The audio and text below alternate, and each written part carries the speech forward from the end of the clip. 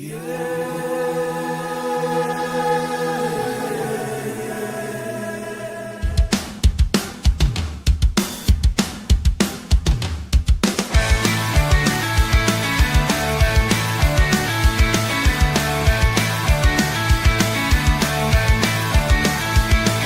the summer solstice starts and we're sitting on a beach or fishing at the lake or just taking a break, the countdown clocks have started, fight songs pass the time. The days may run together, but you know that in our mind it's always Saturday. Take me back to Saturday. Saturday. Give me those 12 Saturdays. Spot the ball. March Madness is a blast, and we love baseball games. But nothing beats the feeling of having a killer slate of games. It's always Saturday. Take me back to Saturday. Saturday. Dreaming of all Saturdays. Spot the ball. Spot the ball. Oh, college football. Sat out your day.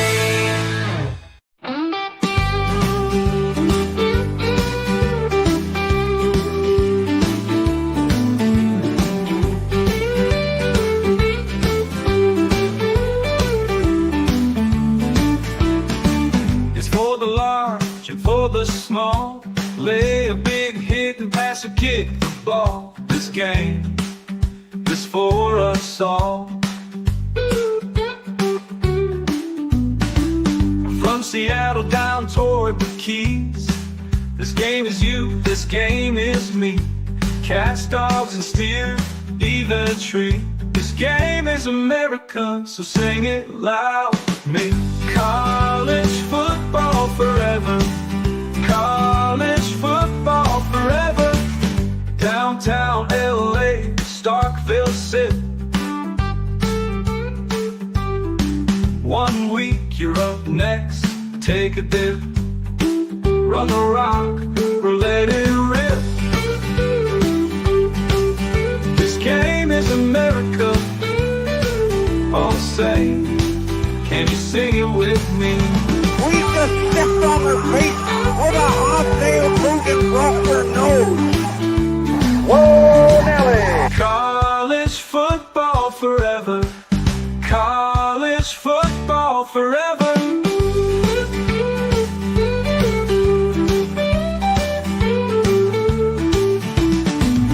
College football forever. College football forever.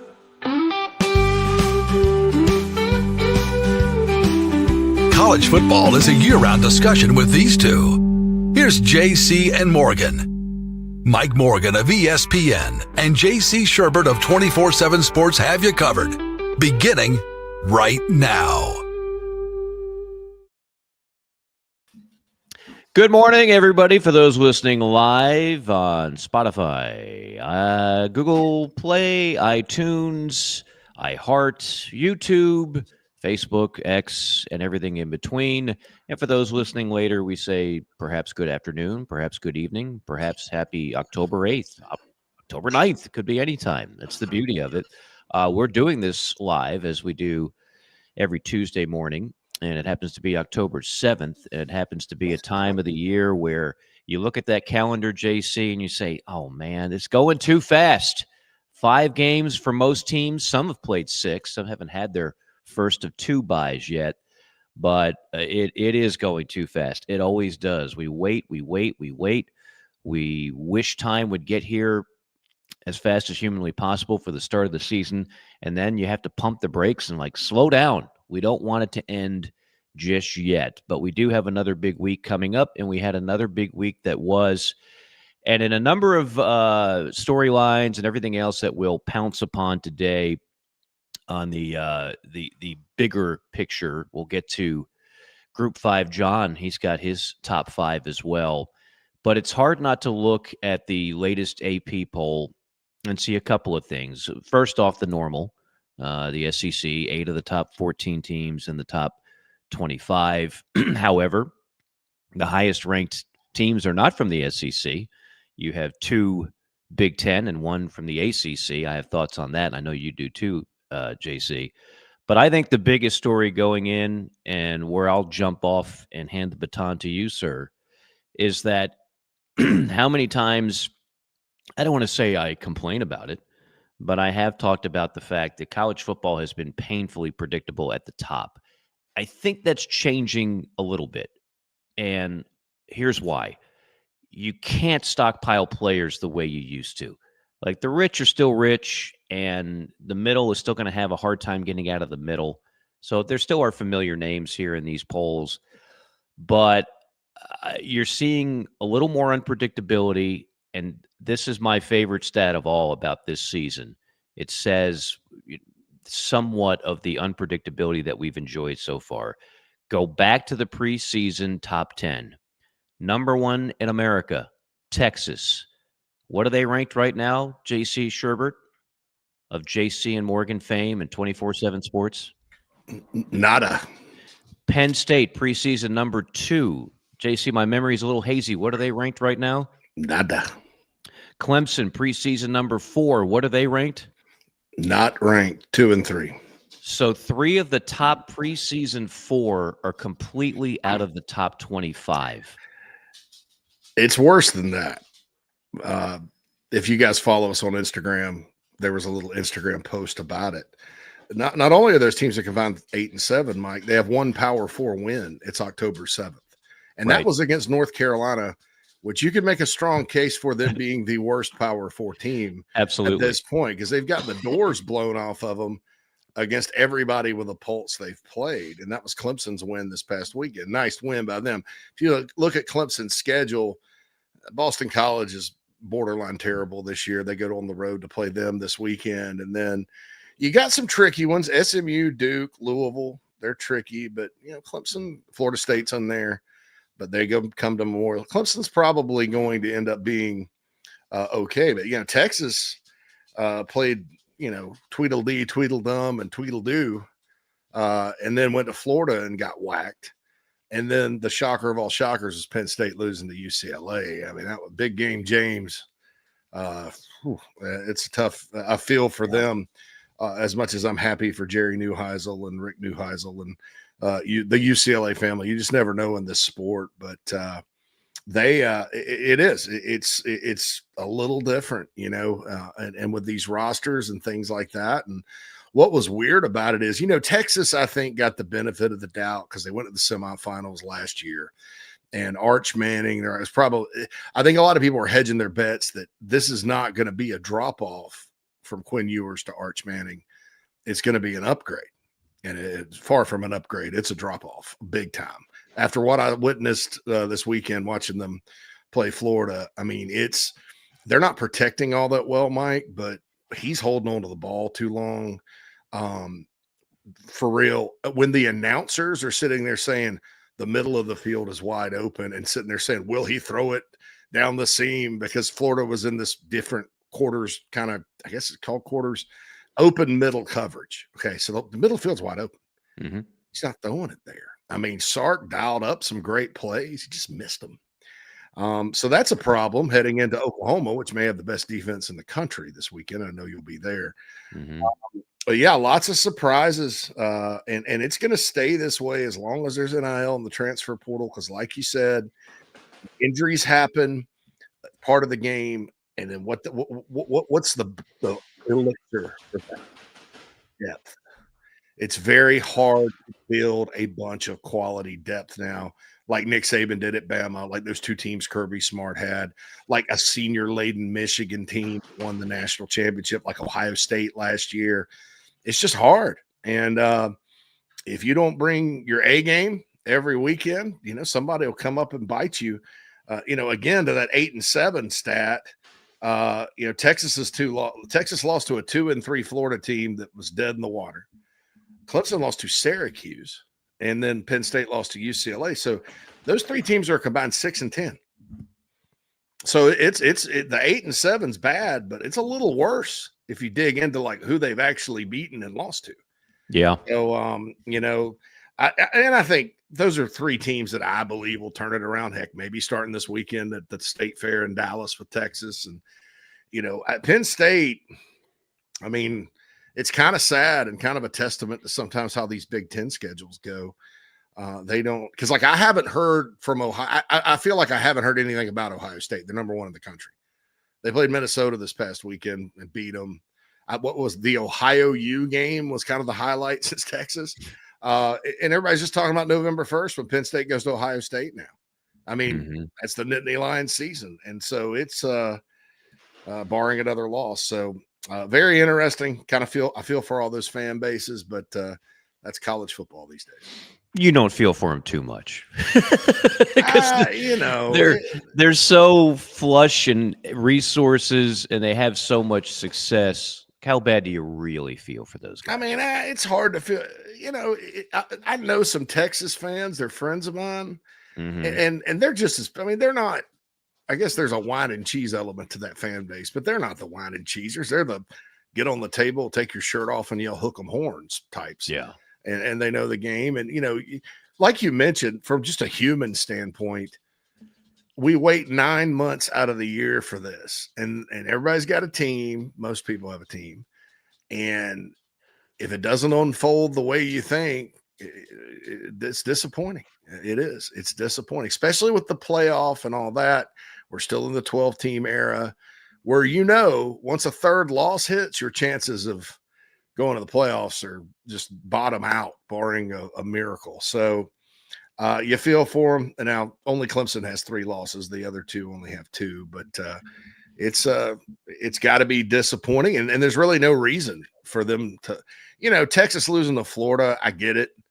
But there's no reason for Arch Manning to be playing as bad as he is. And then there's no reason at all to lose to UCLA on the road if you're Penn State or Syracuse at home with your Clemson. Now, I will say one more thing about Q's. Their quarterback, Angeli, who they got from Notre Dame, who did well in the playoff last year, coming in for Riley Leonard. He's a good player. He went down in that Clemson game. It was a non-contact injury, got stuck in the turf. I think he's out. So they have a backup quarterback now, and that's why they got the doors blown off of them by Duke at home and some other losses. So you hate that for Fran Brown and what was a promising season. So I can kind of maybe forgive the Syracuse loss a little bit, but the other 2, man, come on. Yeah, I don't like carving out too much time on the shows that we're on talking about hot seat. I think that's done too much. However, if you're James Franklin, I just don't know where you go from here, honestly. And look, I could care less. I'm really looking forward. I've never done a game at Happy Valley. I'm doing the game against Nebraska this year. Hopefully, I'm hoping Penn State will have some national relevance at that point. But this is the one thing that has always saved James Franklin. He wins the games he's supposed to win. His problem is the opposite. It's losing to the elite of the Big Ten, a woeful record against Oregon, Ohio State, and Michigan. But this is one that's just inexcusable. And if there is a change anytime soon, and by soon, I mean the end of the year, certainly not going to fire James Franklin in the middle of the year, nor should they. But if they did, this is the one that's going to lead the way. It's this, and it's going to be the record against those big 3. It's going to be the record against Big Ten competition. And this one's beyond inexcusable. You mentioned North Carolina might be the worst Power 4 team. Well, we could have easily made a case for UCLA being the worst Power 4 team. Just nothing. And I realized they made a coaching hire that was staggeringly bad, made no sense. And they paid the price for it. But even beyond that, they spent a lot of money. And look, Nico is still – there's talent there. He's gotten ripped to shreds because it wasn't a good look, trying to do an NFL-style holdout near the start of spring ball, and he's not nearly as good as he thinks he is. Like, all those things might be true, but he's not garbage. Like, no, he played great. Yeah, he played great. And I don't know. I'm not sitting here studying the UCLA too deep, but they got to have some talent over there. Like, they are trying to win games. However, They've been atrocious, and I don't want to hear the cross country crap. As someone who's been on a few charter flights in my day, they are not going through security lines at Atlanta Hartsville, and going back through the security because they got randomly checked and having trouble with luggage, and they travel the way professional teams travel. Big time college football is really no different than the way the NFL travels. Okay, I've traveled with SEC teams and I've traveled with NFL teams. There's very little difference. An extra couple hours in the air for a sport that plays once a week. This ain't basketball. Once a week. That's not it. That's not it. What is it is that James Franklin did not have his team the least bit motivated. And they went into a Rose Bowl that looks like it has about 400 fans. I mean, it's depressing. It reminds me of way back in the day. I used to do Conference USA games, and you would go to a big stadium like Rice, and they had to put the big tarp on half the stadium with the big Rice Owls logo to cover up all the empty seats. So you didn't think about, man, this is really an empty stadium. That's what the Rose Bowl looks like for UCLA games. You couldn't have a less intimidating venue, and Penn State rolled up in there, and they just laid a pterodactyl-sized egg. They have talent, and normally Drew Aller would be front and center on the criticism list, but he actually played decent. They just didn't stop anybody on defense. It was terrible. So I don't know what happens with James Franklin, but that story's not going away anytime soon. That fan base has just about had it with old James. And then on the Texas side of things, you mentioned Arch hasn't been great. He certainly hasn't. I do think, and this is what I underestimated, they did lose a lot of really good NFL talent, and the offensive line is beyond leaky. They lost two guys to the NFL from the line. They lost their top receivers. They lost some good players on defense. And I assumed that Texas is where Saban, Alabama, Kirby, Georgia was. Well, maybe I was wrong. Maybe they're not there. There's still a lot of talent on that Texas team, but they haven't been able to just reload it. And it's not all Arch. They got other problems there. We'll see how they do against Oklahoma, who likely will not have Mateer. That's a big loss, with all due respect to Michael Hawkins Jr., but we'll see how Texas bounces back. I think that'll be a fascinating game. I'm looking forward to calling that on Elite Media Network with Brian Baldinger this Saturday. I've never been to Red River. That's been a bucket list of mine for a long, long time, and can't wait for that matchup as we start to get into some really good rivalry games here the next few weeks. They're not all in the final week of the season, thank goodness. We have some during the middle of the year. We are JC and Morgan, powered by Advocare, advocare.com. Promo code Mike Morgan if you want to save 20% right now on any item. Spark, Rehydrate, gummies to help you sleep. You want to go ahead and make gains, bro. They do have stuff that has creatine and workout boosters and everything else without having to go to your local GNC or anything else and seeing Meathead Mickey and getting lectured on what you need to do. It's just delivered to your door. And it's, again, products I swear by. I've been taking them for 15 years. This is not like a new thing for me. 15 years I've been an Advocare guy, and I was introduced to it almost by accident. And have just, it's been part of my daily routine for that long, and chances are it could become a part of yours. Again, advocare.com, promo code Mike Morgan. Save yourself 20% on everything that you order. There are other stories out there, JC, and I want to get to all of them, but I also want to get to the one and only, the most highly anticipated segment on this show, and perhaps any other, serving mankind. The morale of a great nation relies heavily on the following. It is the JC5. It's time for the top topics in the sport. We bring the JC5. Number 1. All right, Mike. I'm going to use a JC and Morganism here. I got to credit you with this. Get the glossary out. Are we at the time in the ACC where Miami is Huey Lewis and the rest of the league is indeed the news? I'm there. I don't think anybody has a more impressive 5-6 game resume than Miami.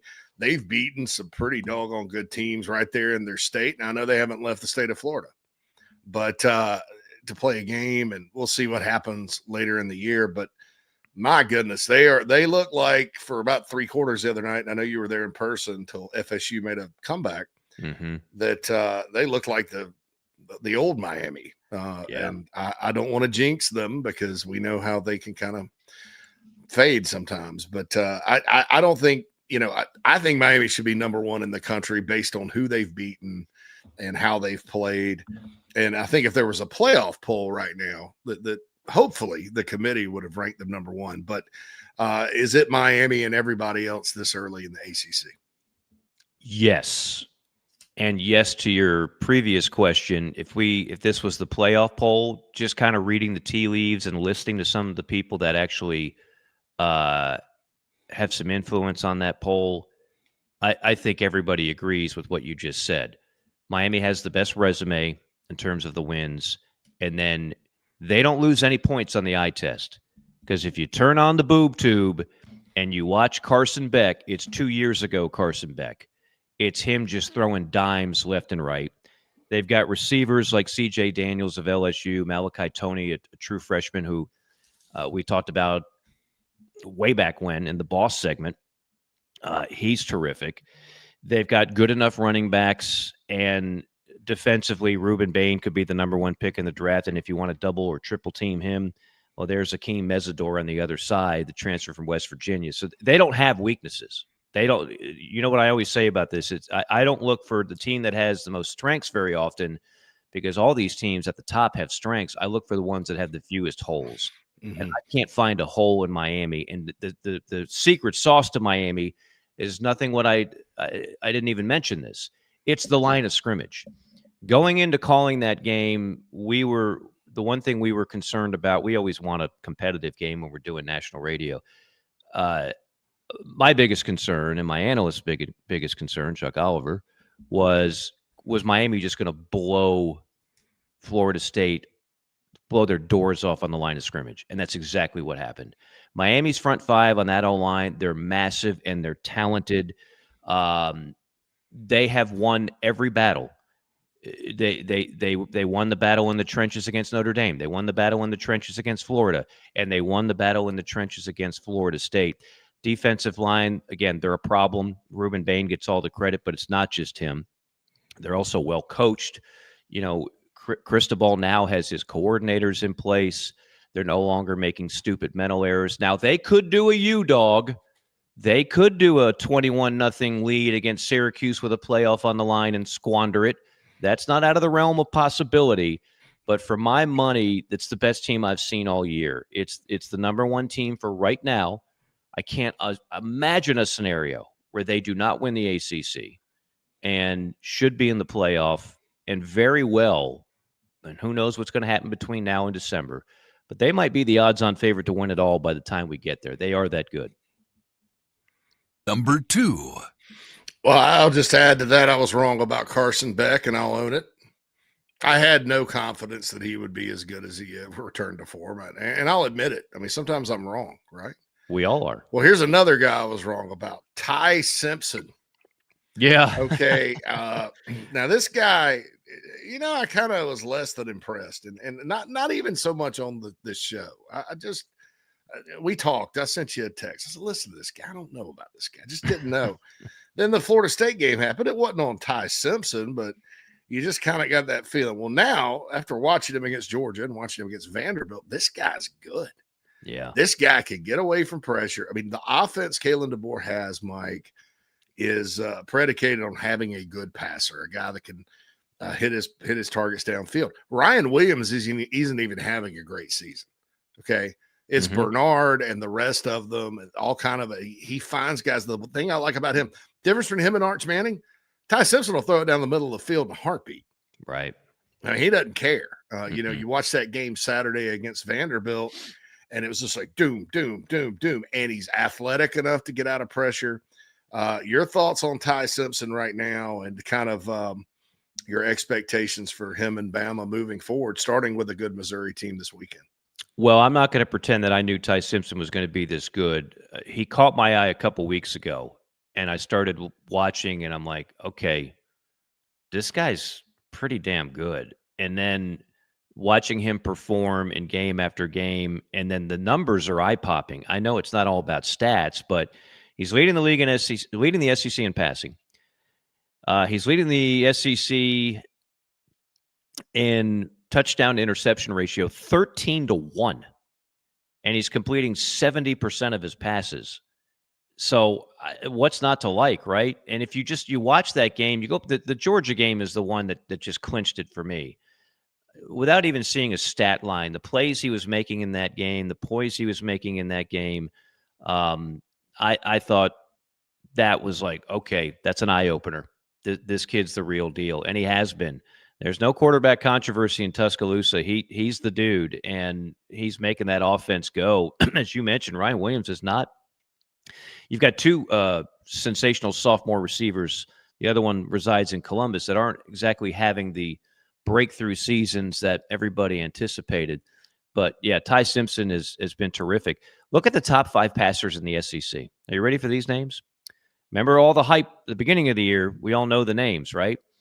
This is who is actually top 5 right now. Ty Simpson 1, Joey Aguilar 2, Diego Pavia 3, although he got humbled a bit, 2 costly turnovers in his loss. A lot of smack talk against Bama. Taylon Green 4. A lot of empty calories there for Taylon Green. Not his fault. Arkansas can't defend you and me in a flag game. And Marcel Reed 5. Now, that doesn't even include a guy who would be on this list if he had more attempts, Trinidad Chambliss, who's one of the best stories in the country, the backup turned starter for Ole Miss. It's been a weird year for SEC quarterbacks compared to all the guys that were supposed to be Heisman hopefuls and be kind of the face of the league. But that's, again, that goes back to what we talked about at the top. It's the unpredictability so far this season has been pretty intriguing. Number 3. All right. I didn't have any of those quarterbacks on my bingo card as being up there. Me neither. In passing. And Mateer's been hurt too. He would be up there as well. Yeah, he's 6. And that's Mateer. If Mateer didn't get hurt, he'd be right there near the top. And that doesn't, of course, include all his rushing yards. Mateer was playing the best football of any quarterback in the country before the injury. Absolutely. I didn't have this on my bingo card either, Mike. Talking about a Big 12 team and their defense, Texas Tech. I'm close. I'll be honest.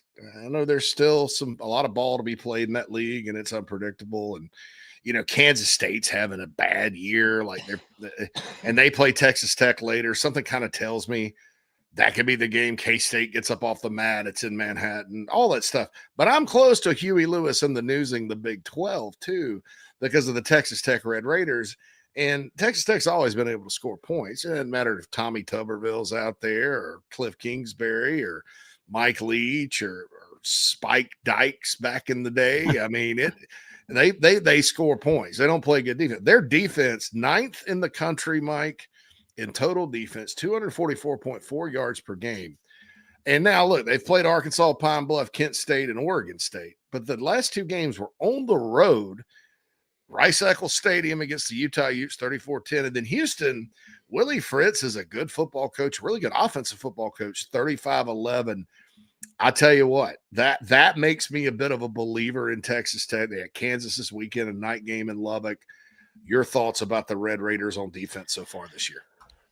I've been bullish on Tech for a while because I do think you can buy some success, and the Matador Club has definitely bought some success. I think they're the best team in the Big 12. There's a number of stats that are staggering. I think they've beaten everybody by something like at least 20 points or something. Have they trailed all year? Has Texas Tech I'd have to double check that. Has Texas Tech had a deficit all year? They have just pounced on opponents and then put them away. Going back to that road game at Utah. Remember, that was supposed to be like a pick'em game. Texas Tech went into a hostile environment against a team that many people thought was good enough to win the Big 12, and they bludgeoned them. And they did the same to an undefeated Houston team this past weekend. They got it going on. A game to keep an eye out.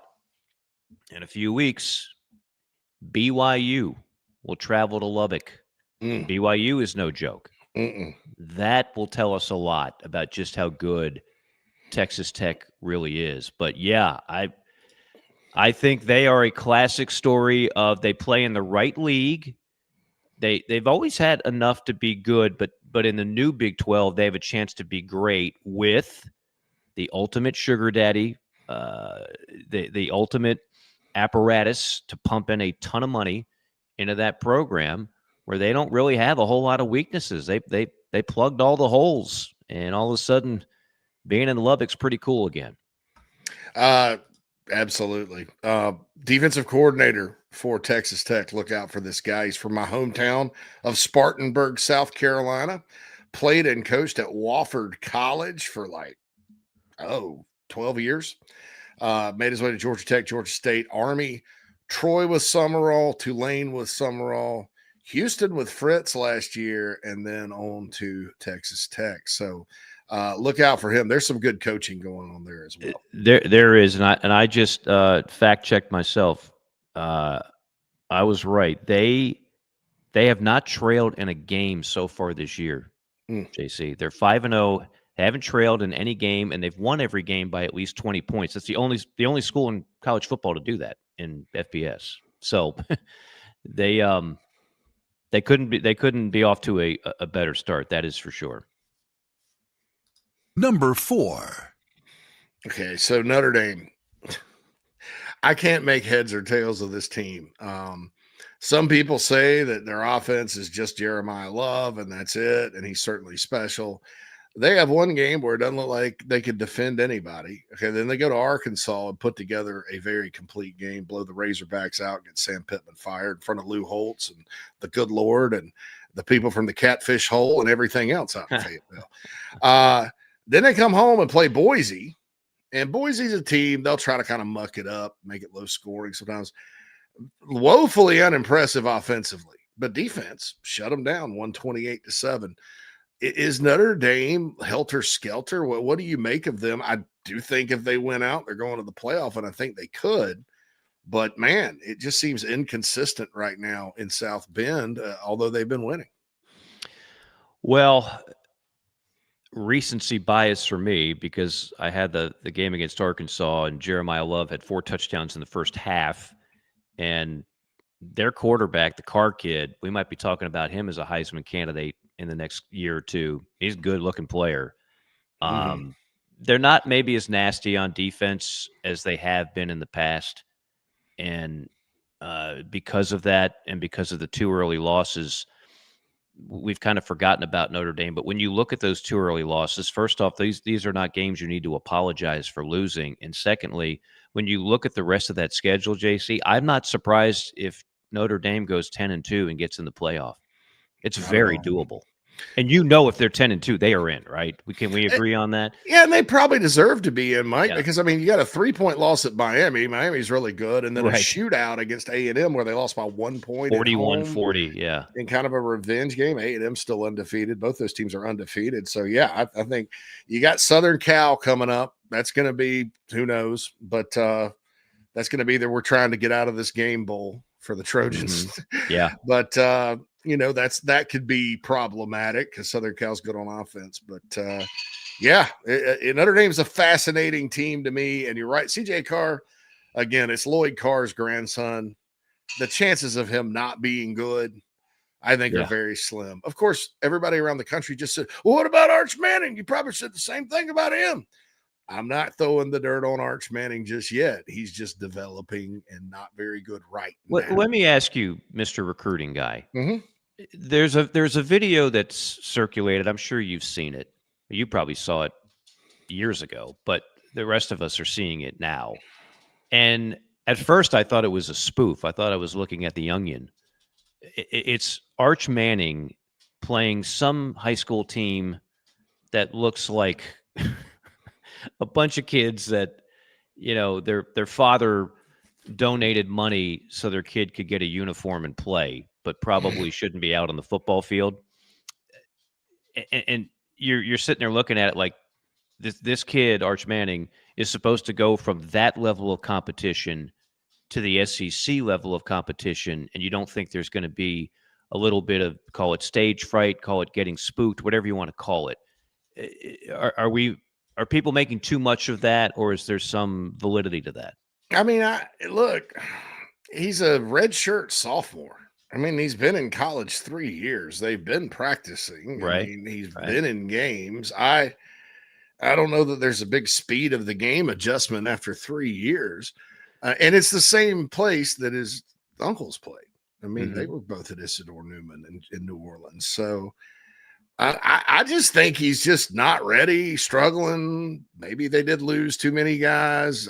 They're still, I mean, their running back's really good. I like him. The O line is leaky, but man, there were several times where Florida got pressure, Mike. There were guys open down the field, even especially in the middle. He just wouldn't throw it. And you see Mhm. that with a lot of quarterbacks, especially, I think the one thing maybe he has to adjust to is yes, he's got wheels, but it's not like Lenora Sellers, Trinidad Chambliss style type of wheels. It's more like Garrett Nussmeier, maybe a little bit of Bo Privilege, Gunnar Stockton type wheels. There's a difference between those two things, right? Mhm. One, I mean, this is a different level of runner. And I guess against that competition in high school, you could probably run out of there, right? But you're not running out of there against the Gators. Mhm. You're just sitting there doing all this and just crumpling almost prematurely. So, yeah, that's something they have to work on. Like I said, that Sark is one of the best play callers in the country, and he was dialing them up. There were guys open. He just wasn't hitting them. And credit the Florida defense, which has brought it all year, even when they can't score. Mhm. And then we saw the Florida run game and that offensive line come alive against the Longhorns. That's the Florida when we were sitting there talking to Eddie Staples in the summer and we were kind Oh of yeah. buying the Gators. That's the Florida we kind of expected to see. Lagway played better.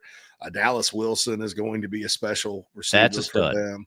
Yeah. So we'll see how they do at A&M this weekend because another team that wasn't playing defense that now is the Aggies. So that's going to be a fascinating matchup in College Station. Boy, if you're Texas A&M, you're like, it never ends, Yeah. golly. So Yeah. anyway, I think A&M wins that game, and the Billy Napier the 6 days of joy for Billy Napier goes right pendulum back. swings back. Yeah, it's gonna be. I mean, they're still talking about firing him over there. It's not like that was a. I was gonna say a Lucas moment. That's a fiver that probably nobody Lucas. remembers. I remember that movie. Yeah, a little Corey Haim action coming at you, but Oh, yeah. yeah, they're not exactly like giddy over Billy Napier because of the win. He still is a game under 500. They lose to A&M on the road, and it's right back to what is it going to take to get Lane Kiffin? Mhm. But yeah, you're right. Florida has some talent, and Arch just doesn't. Even Arch, some of Arch's fundamentals just don't even look good. Some of his he starts throwing kind of sidearm. He does not step it in the throws. Like these are things you're just not expecting from a kid with the last name Manning. And as you pointed out, he has been in the program 3 years. Mhm. He has seen the field. He hadn't been asked to throw the ball a whole lot his first couple of years, but he has been out there. It doesn't seem like he's spooked as much as he's not seeing the field. That is the most, we talk about this on other shows. That's the most underrated aspect of the game for quarterback play is seeing you can be best arm, best athletic ability, best this, best that. If you don't see the field, and if you've got Sark calling up plays and you're not finding open receivers, that's a you problem. That's not anybody else problem. That's a you problem. So I'm certainly not burying Arch Manning, but I'm glad to hear he's coming back for another year because I think he needs it, quite frankly. We'll see how he does Saturday against a nasty defense for Oklahoma. Number 5. All right, going to take you to the site of a game you called a few years ago between the U and the UVA, Charlottesville, Oh, Virginia. gosh. All right, so listen, Tony Elliott has not, that's been a tough gig, right, Yeah. for them, especially in the portal era. But listen to this: they beat Louisville on the road. Yeah. They did yeah. not will. I mean, that if you'd have made me, I didn't bet the game, but if you would have made me bet the game and said you have to get this right, Might have been a significant amount. Louisville wins because Jeff Brom's a good coach. It's at Louisville. Virginia's coming off that war with Florida State that they won. No, sir. They went into the Lou and won. Also, their loss to NC State earlier this year, which now looks like a big upset that NC State pulled. That was a non-conference game. They do that in the ACC. They'll sometimes play each other in the non-con. Right. And so they did that. So that NC State loss doesn't count. They're 3-0 in the league. Listen to this. After a home game with Washington State, poor Washington State. Washington State's got Ole Miss this weekend too. They are at North Carolina, terrible. At Cal, definitely winnable. Wake Forest at home. At Duke. Duke's actually really good and up near the top of the standings as well as Duke go. And then the Hokies. Is Virginia the favorite to be the leader of the news? Could we see Virginia and Miami and Charlotte at the end of at the 1st of December? Well, Georgia Tech might have something to say about that, but True. it's a great point. You referenced the game I had, was that 3 years ago? Yeah, there was no score, no touchdowns. I've never had anything like it. Was Miami at Virginia, and the game went into quadruple overtime before someone scored a touchdown. I've never seen anything like it. That was just Virginia all-time bad. Miami wound up winning it.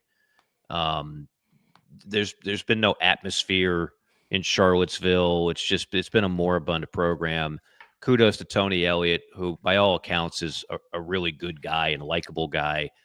And now he's got them playing ball. He's finally found the roster, and they are playing good. Like I thought it was silly to drop Florida State 10 slots, losing on the road at Virginia in double overtime.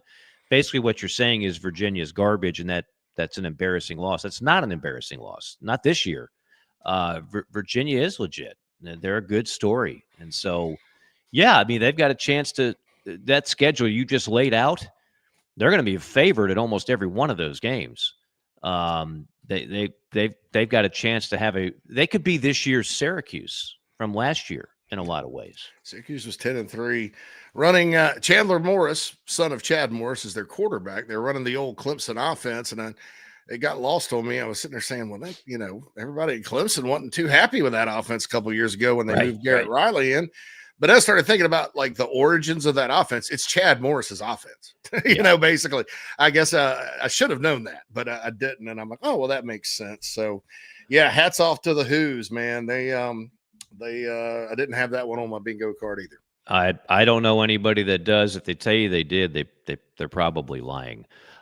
Good stuff as always on the JC5. We'll take a quick timeout. We'll come back. Group 5, John weighs in, and we'll look ahead to some of the big games this weekend. Again, we are JC and Morgan, powered by Advocare, home of Rehydrate, rapid hydration, extra benefits of antioxidants, amino acids, all types of vitamins, no salty taste, and very little sugar. Try Rehydrate if you haven't already today. JC and Morgan rolls on after a quick break.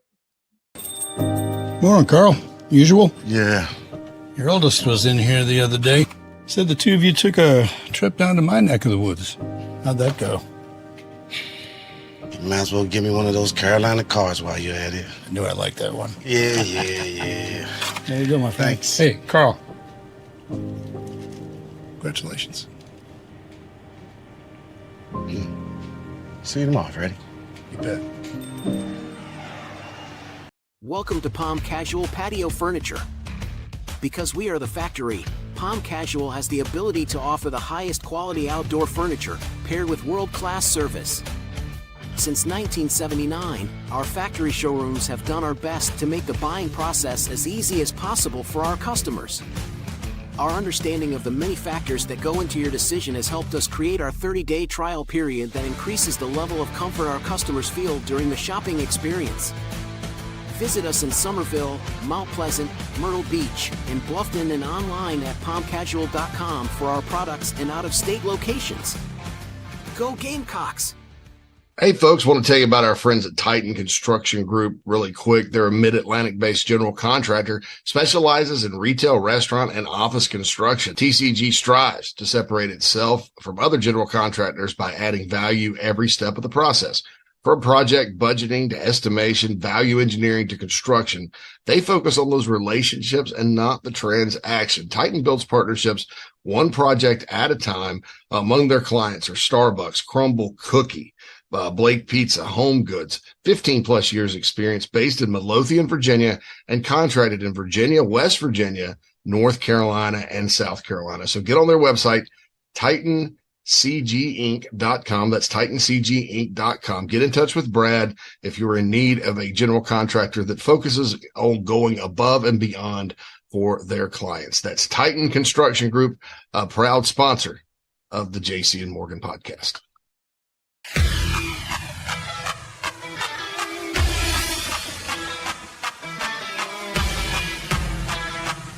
We're passionate about making sure that the Nest and Wild mattress is the best it can be. Made well and made right. Right here in Tupelo, Mississippi. So how can we do all that? Work. Hard work. And that means something. The Nest and Wild mattress is a movement. It's a pride in where you come from and where you're going. So get comfortable, because this movement is just beginning.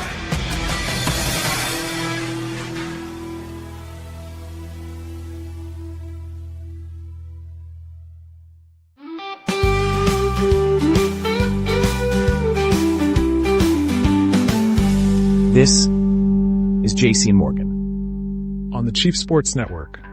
College football forever.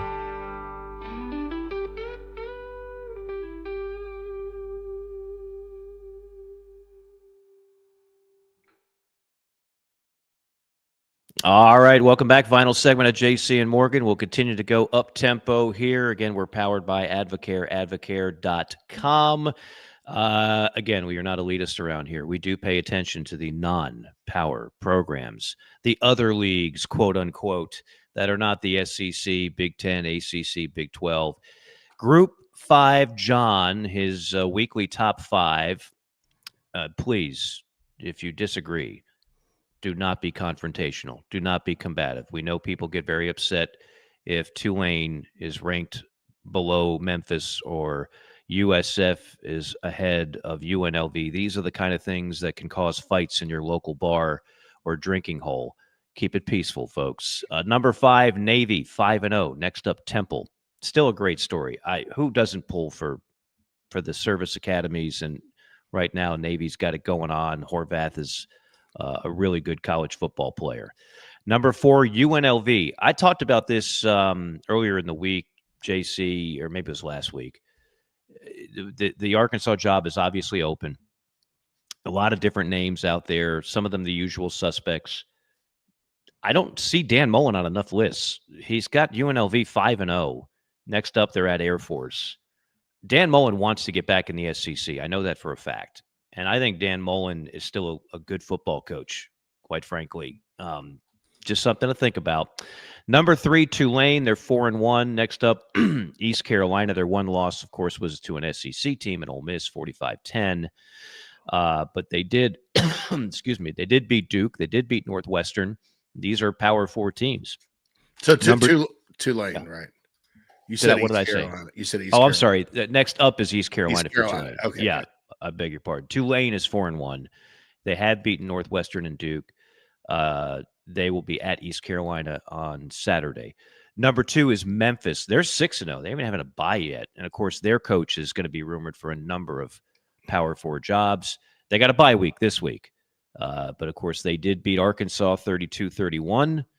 They beat FAU. They beat Tulsa. They beat Georgia State. And number 1, still in the pole position, is USF at 4-1. They'll travel to lovely Denton, Texas. You ever been to Denton? No. Not much there. They'll play the Mean Green. They've defeated Boise State, Florida, Charlotte. Their one loss was Miami, 49-12. No shame in that.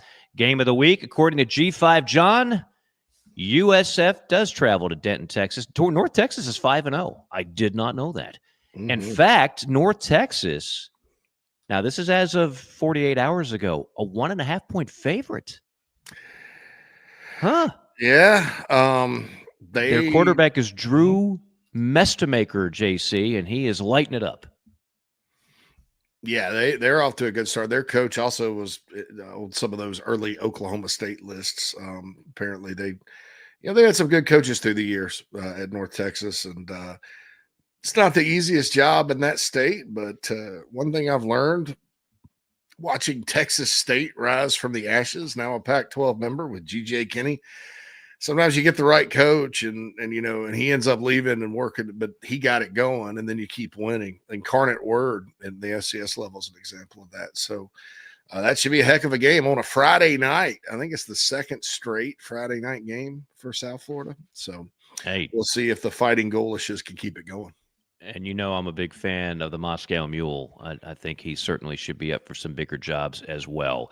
The best games outside the SEC this weekend as we transition back to the Power Four. Ohio State at Illinois. JC, you ought to do yourself a solid. You're right there in Chicago. Go to Champaign. Root for the Illini. You love yourself some Brett Bielema. See if you can pull him through an upset. Dude, that's a 3-hour drive from here. It's all right. It ain't like Atlanta to Athens. It's a little bit more involved to get down there and back. But yeah, one of these days I will go to a game down there. They had a great crowd for USC a couple weeks ago, and they won. And they're a weird team, man. Timmy B put them in his top 15. Tim Brando does his top 15 every week. He put them in his top 15, and I'm there for it. Right, I'm there for it because they've had some impressive wins. But then the one loss was 63-10 to Indiana. Yeah. I don't know what happened there. It's a weird sport, dude. Well, speaking of Indiana, that's the other big one. Indiana is at Oregon. Now, if you want me to buy stock, we've been kind of ignoring Indiana on this show. Let's be honest. We have not been giving Indiana a whole lot of love. We haven't been giving them hate. We've just kind of ignored them. We kind of like patted them on the head. Like, oh, you were a great story last year, but it's not happening again this year. Well, let me tell you something. If they go to Eugene and beat Oregon, Cignetti for president, like I am all in on the Hoosiers. I am all in on him. And I would make the argument at that point, you have to start talking about Indiana in the playoff. And if he goes to Bloomington, Indiana, which has been a train wreck of a program for quite some time, and takes them to back-to-back playoffs with two different transfer quarterbacks, now we're talking different level good coaching and program building for Mr. Cignetti. You will have my utmost respect if you do that against a loaded Oregon team and Dante Moore. Well, I will say that. Yeah. Oh, yeah. That would make a believer out of me. I'm already a believer. I mean, that Illinois win alone was crazy good. I'll say this: if you're Penn State, and everybody says the odds, you get odds. If Franklin is fired, who will they hire? Matt Rule is an alum and is 2-1 at the top.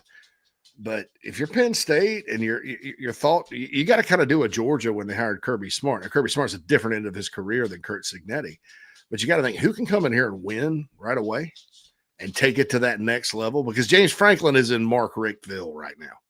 That's where he is. Yes. Mark Rickland. So whoever gets that job, probably now we got the portal and all that. Kirby didn't have to deal with that at Georgia, but whoever gets that job, they're going to be looking for who's going to take it to the next level. If Matt Rule is a no-go, because I know that's what most of the people want, would you not just call? I don't care how old Kurt Cignetti is, because if you can get him to win with those resources, because he seems to be able to win regardless. He's a Pittsburgh native. He went to West Virginia, but he's Pittsburgh native. I don't know, man. I think he could do a lot worse. Hey, 62 is the new 45. The guy looks good. He's got energy. I don't care how old he is. I'm with you. Matt Rule, to me, I think Nebraska should be in the top 25. I actually think he's doing good work there, and it'll be very interesting to see, if does Matt want to be a nomad? Does he want to bounce around to another job? Because if he gets Nebraska into like a good bowl game and they keep doing what they're doing, they're going to G him up. They're going to pay him a ton of money.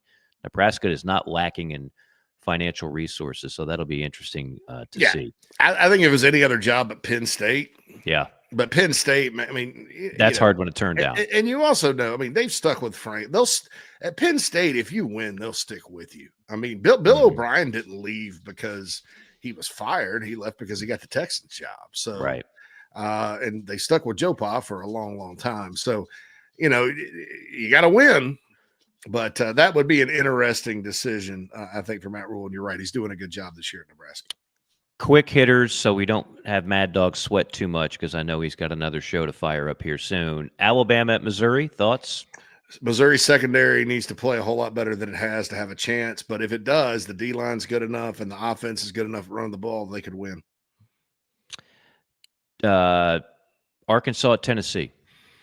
I think everybody's going to tune in because of the Petrino factor. I want to see what Tennessee does on defense against these guys, because Arkansas can score.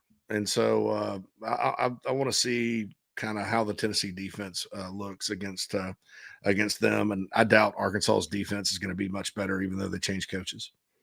Longest rivalry in the SEC, Auburn hosting Georgia. Feels like Waterloo or Gettysburg or whatever big war battle for Hugh Freeze, right? Hugh Freeze's offense has 3 touchdowns in 2 SEC games. Jackson Arnold needs to play better. I get it. It's not all on him. Taking way too many sacks, man. For a guy that can run, you got to get the ball out quicker. And you have 2 stud receivers. Use them, for crying out loud, Auburn. Use Singleton and Cam Coleman. That most teams would kill to have that dynamic duo. Florida at Texas A&M. Oh, which defense? How will Florida's offense do on the road? Can they run the ball? Which defense has a little bit more panache? Texas A&M's defense on 3rd and 4th down in SEC play. You want to hear a water cooler stat? 1 for 25. Wow. 4% if you're trying to get a first down against A&M on 3rd and 4th down. And conference play, that's not against the Patsies. No cream puff stats here. That's in conference play. That's the money down. That's the money down. LSU hosting South Carolina. You can hear JC's thoughts on this on a number of platforms, including ITG. Curious to see if the LSU offense last week was a function of top receiver, top running back being out. I know they got O-line issues. And we'll see, Garrett Nussmeier and how he performs. South Carolina is going to have Lenore Sellers play a really good game and continue what they did on defense against Kentucky to have a shot. And the game that I look forward to being at and calling the Cotton Bowl, the Red River Shootout, Oklahoma, Texas. My goodness, how intriguing is this game all of a sudden, like for different reasons. Oklahoma, probably best defense in the country. They're top 2 or 3 statistically, at least. Texas better get it together. But sometimes in this game, it's unexpected. It feels like an Oklahoma win right now, but even with Michael Hawkins Jr., remember he started and played in this one last year. Yeah, he's not bad. Didn't play terrible. But Texas gets up off the mat, plays a great game in Dallas. They could also win the football game. It's a field goal game in Vegas. Toucan Sam Murphy, five-or-dimer. He always brings the heat with a little five-or-dimer action. American Psycho and Oh Brother, Where Art Thou? Believe it or not, I never saw the second one. Shame on me. American Psycho, fiver, deeply disturbing, but a very great performance in that movie. That's where I stand on those two. JC? Both are sub-fivers for me. American Psycho bothered me the first time I saw it, but I saw it a long time ago. Then I went back and watched it, and it was fine. Yeah. Christian Bale, great performance. Oh, gosh. Oh, Brother, We're Out There is a cult classic. Like, a lot of people dig it. It wasn't my favorite Coen Brothers movie, to be honest, but it is good. It's just, I just like some others better. Next week, we need to get to. I've been watching and listening to all of these Charlie Sheen interviews. And to say that he is a fascinating individual would be putting it mildly. We'll do a fiver-dimer exclusive on Charlie Sheen. You favor Charlie Sheen a little bit, Mike. Hey, I take that as a compliment. You should. You talk like him tim too a little. Y'all talk a lot of winning. You can winning, be brothers. JC. Yeah. Michael, Charlie Morgan, Charlie Murphy. I'm gonna take my tiger blood to ITG here in a second. But great stuff as always. Want to thank our fearless producer, Mad Dog Phil Molinax. Winning. He's winning all the time. Oh yeah. For JC, this is Mike. We'll see you next week on JC and Morgan's, presented by Advocare. So long, everybody.